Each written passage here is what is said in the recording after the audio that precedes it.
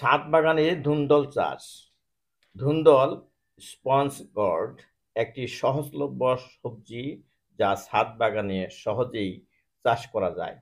বীজ বপন মার্চ থেকে আগস্ট মাস ধুন্দল চাষের উপযুক্ত সময়। টবে বা ড্রামে ভালোভাবে পচানো গোবর, দোআঁশ মাটি ও একটু বালু মিশিয়ে বীজ বপন করুন।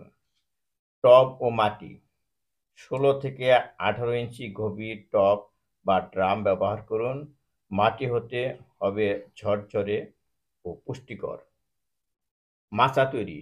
ধুন্দুল লতানো গাছ, তাই বীজ গজানোর ১০ থেকে ১৫ দিনের মধ্যে মাচা বা বাঁশের খুঁটি দিয়ে ওঠার ব্যবস্থা করতে হবে।